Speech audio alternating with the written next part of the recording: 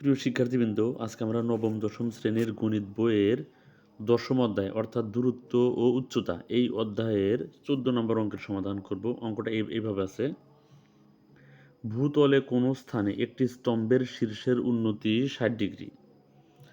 এই যেখানে লেখা আছে যে ভূতলে কোনো স্থানে একটি স্তম্ভের শীর্ষের উন্নতি 60 ডিগ্রি।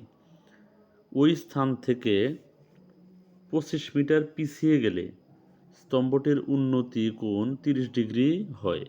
তাহলে স্তম্ভটির উচ্চতা নির্ণয় করো। তাহলে প্রশ্নটা এইভাবে আছে যে ভূতলে কোনো স্থানে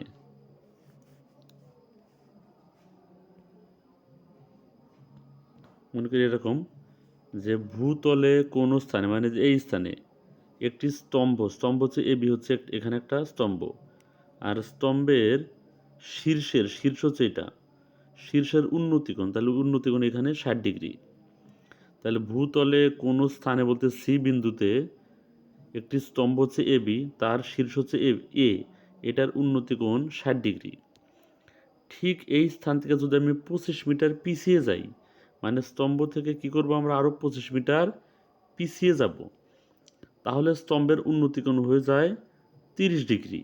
মানে প্রথম 60 ডিগ্রি ছিল, যদি আমি আরও 25 মিটার পিছিয়ে যাই তখন উন্নতিকোণ হয়ে যায় 30 ডিগ্রি। সেক্ষেত্রে এই স্তম্ভটির উচ্চতা কত, অর্থাৎ এবি হচ্ছে স্তম্ভ, এই স্তম্ভের উচ্চতা আমাদের অঙ্ক করে বের করতে হবে। আচ্ছা, তার জন্য প্রথমে আমরা এখান থেকে শুরু করব। এই যেখানে যে মনে করি স্তম্ভের উচ্চতা এ বি সমান এইচ, এই যে এ বি সমান এইচ, তারপরে বিসি সমান এক্স, এই যে এটুকু বিসি সমান হচ্ছে এক্স, আর সিডি সমান দেওয়া আছে কত 25 মিটার পিছিয়ে গেলে, তাহলে সিডি সমান 25 মিটার। সি বিন্দুতে উন্নতি কোণ কোণ এ সি বি সমান 60 ডিগ্রি, এবং ডি বিন্দুতে উন্নতি কোণ এ ডি বি সমান 30 ডিগ্রি। এইটুকু হচ্ছে বর্ণনা লিখতে হবে, একটা চিত্র আঁকানোর পরে এই বর্ণনাটা এইভাবে লিখতে হবে। আচ্ছা, এবার আমরা অঙ্ক করব। তাহলে এখন ত্রিভুজ এ বি সি, মানে যে এই ত্রিভুজটা অর্থাৎ ত্রিভুজ এ বি সি, এই ত্রিভুজ, হ্যাঁ, তাহলে ত্রিভুজ এ বি সি এ আমরা ট্যান ধরে অঙ্ক করব। ট্যান কেন ধরবো? কারণ আমরা অঙ্কই করব এই বাহু আর এই বাহু নিয়ে, আর আমরা জানি এই বাহুটার নাম হচ্ছে লম্ব। কেন লম্ব? কারণ এই ত্রিকোণমিতি অনুপাতে যেখানে কোণ চিহ্ন থাকে সেই কোণের বিপরীত বাহুর নাম হচ্ছে লম্ব। তাহলে এটা যদি লম্ব হয়, তাহলে আর এই সমকোণ সংলগ্ন আর একটা বাহু হবে অবশ্যই ভূমি। তাহলে যেহেতু এখানে এইচ জানা আছে আর এখানে এক্স জানা আছে, তাহলে এই দুইটা বাহু নিয়ে আমরা অঙ্ক করব। এই জন্য আমরা ট্যান ধরবো, কারণ আমরা জানি ট্যান সমান লম্ব বাই ভূমি। এই জন্য লিখলাম ট্যান, তারপর কোন কোণের ভিত্তিতে করব, কোণ এসিবি, হ্যাঁ, তাহলে ট্যান কোণ এসিবি, ট্যান সমান লম্ব বাই ভূমি, অর্থাৎ এ বি বাই বিসি, হ্যাঁ, এটা ধরলাম, এই যে এ বি বাই বিসি। তারপর লাইনে ট্যান আর কোণ এসিবি সমান কয় ডিগ্রি, 60 ডিগ্রি। এই যে কোণ এসিবি মানে এই কোণটা হচ্ছে 60 ডিগ্রি, জন্য এখানে ট্যান 60 ডিগ্রি লিখলাম। আর এ বির মান কত? এ বির মান হচ্ছে এইচ, আর এই যে নিচে বিসির মান হচ্ছে এক্স, এই যেখানে লিখলাম এক্স, তাহলে এইচ বাই এক্স। তারপরে আমরা জানি যে ট্যান 60 ডিগ্রির মান হচ্ছে √3 সমান এইচ বাই এক্স, এখানে এইচ বাই এক্স লিখলাম, হ্যাঁ। আচ্ছা, তারপরে এই √3 আর এক্স গুণ হবে, আর এই সাক্ষে এইচ, মানে √3 নিচে মনে হয় একটা 1 আছে, তাহলে √3 আর এক্স গুণ হবে, তাহলে √3x সমান এই সাক্ষে এইচ, বা এক্স সমান, তাহলে √3টা এক্সের সাথে কিন্তু গুণ আকার আছে, তাহলে যদি আর এক পাশে নিয়ে যায় তাহলে ভাগ আকার হয়ে যাবে। তার মানে কি হবে, এক্স সমান এইচ বাই √3, এটা হয়ে গেল, হ্যাঁ? তাহলে আমরা এক্সের মান পেয়ে গেলাম। আচ্ছা, তারপরে আবার লিখব, এবার আমরা পুরোটা ত্রিভুজ ধরবো, অর্থাৎ এই যে ত্রিভুজ এ বি ডি, এই পুরো ত্রিভুজ ধরে এখন অঙ্ক করব। এই ত্রিভুজ আমরা ট্যান ধরবো, কারণ ট্যান সমান যে লম্ব বাই এই যে ভূমি, লম্ব বাই ভূমি, এটুকু ধরে আমরা অঙ্ক করবো এখন, হ্যাঁ।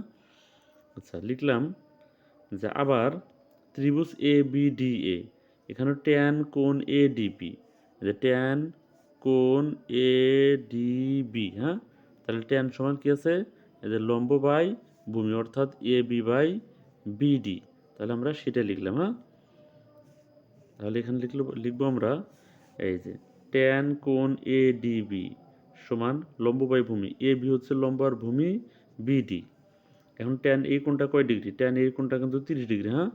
এই যে ট্যান, এই যে ট্যান 30 ডিগ্রি, কোণ এ ডিবি সমান হচ্ছে 30 ডিগ্রি। এই জন্য এখানে আমরা লিখলাম যে ট্যান 30 ডিগ্রি সমান। আচ্ছা, তারপরে এই এ বির মান কিন্তু এইচ, আর বিডির মান এক্স যোগ 25 লিখলাম কেন? কারণ দেখো এখানে এই যে বিডি বলতে বিসি প্লাস সিডি, তাহলে এই বিডি, বিডি বলতে কী বলছি আমরা? বিসি প্লাস সিডি, তাহলে বিসির মান হচ্ছে এক্স আর এই সিডির মান হচ্ছে 25। এজন্য আমরা এই এ বির মান দিলাম এইচ আর এই বিডির মান দিলাম এক্স যোগ 25, এক্স যোগ 25। আর ট্যান এই কোণটা তো 30 ডিগ্রি, এখানে 30 ডিগ্রি দিয়ে দিছি, হ্যাঁ। আচ্ছা, তারপরে এখন দেখো, এখন এই যে ট্যান, আমরা জানি ট্যান 30 ডিগ্রির মান হচ্ছে 1/√3, এইচ এর মান এইচ দিলাম আর এক্স যোগ 25, এক্স যোগ 25 লিখলাম। এখন আমরা আর গুণ করব, যেমন √3 আর এইচ গুণ হবে √3h, আর এইটা ওয়ানের সাথে গুণ দিলে হবে এক্স যোগ 25 এক্স যোগ 25 হবে, এখানে লিখলাম। বা √3h সমান এক্স এর মান h/√3 আমরা পাইছিলাম না আগে, এই যেখানে দেখো এখানে এই যে এক্স এর মান h/√3, সেই মানটা আমরা এখানে বসা দিলাম এখানে। তাহলে যে এক্স এর মান h/√3। এবার কি করলাম, এটা সমান চিহ্নের বাম পাশে, ডান পাশে আছে, এটাকে আমরা সমান চিহ্নের বাম পাশে নিয়ে গেলাম। তাহলে √3h, এটা সামনে প্লাস ছিল মানে মাইনাস হয়ে গেল, হ্যাঁ। মাইনাস h/√3 সমান এই যে 25, সমান চিহ্ন পরে 25 থাকলো। এবার এখানে দেখো √3h মাইনাস h/√3, তাহলে এই √3 হচ্ছে লসাগু আমাদের। এখন এই √3 আর √3 গুণ হবে কিন্তু, কারণ নিচে যখন কিছুই থাকবে না তখন একটা 1 থাকবে, তাহলে এই 1 দ্বারা যদি আমি √3কে ভাগ করি তাহলে √3 হবে, সেই √3টা গুণ হবে এই লবের সাথে। তাহলে √3 আর √3 যদি গুণ করি আমরা, মানে এভাবে যদি গুণ করি √3 ইন্টু √3, আমরা পাবো হচ্ছে √3 হোল স্কোয়ার পাবো, হ্যাঁ। আর আমরা জানি স্কোয়ার আর রুট কেটে কী থাকবে, তাহলে তাহলে থাকবে হচ্ছে 3, শুধুমাত্র 3। তাহলে এই জন্য কিন্তু এখানে কিন্তু 3h হলো, হ্যাঁ। এই 3h হয়ে গেল। তারপরে আবার কি করব, এই যে √3 দ্বারা √3কে ভাগ করব, তাহলে ভাগফল হবে 1, কারণ আমরা জানি একই জিনিস দ্বারা একই জিনিসকে ভাগ করলে ভাগফল 1 হয়। সেই 1 যদি h এর সাথে গুণ দেই তাহলে h অক্ষে h হয়ে গেল, হ্যাঁ। আর এই পাশে 25, হ্যাঁ। আচ্ছা, তারপরে কি করব আমরা, এই 3টা h থেকে যদি 2টা h যদি আমরা বাদ দিই, এই 3টা h থেকে 2টা, সরি 3টা h থেকে একটা h বাদ দিলে কয়টা হবে? 2টা h হবে। এই যেখানে আমরা এখানে 2টা h লিখে দিলাম, হ্যাঁ, 2টা h, আর নিচে √3 আর এখানে 25, এটা তো আগে থেকে ছিল, লিখলাম। এখন আবার আমরা যদি আর গুণ দিই, যেমন 2h, এই 25-এর নিচে 1 আছে ওইটার সাথে গুণ হবে, তাহলে 2h অক্ষে 2h আর 25 গুণন √3, হ্যাঁ। আর গুণ করার নিয়ম এইটা আর এইটা, এইভাবে কিন্তু গুণ করি আমরা। এখন এই 2টা h এর সাথে আবার গুণ আকার আছে, আমরা যদি ভাগ আকারে লিখি মানে আরেক পাশে যদি নিয়ে যাই তাহলে ভাগ আকার হয়ে যাবে, অর্থাৎ আরেক পাশে যে আছে সমান চিহ্ন ডান পাশে যে আছে তার নিচে চলে যাবে, 2টা নিচে চলে গেল।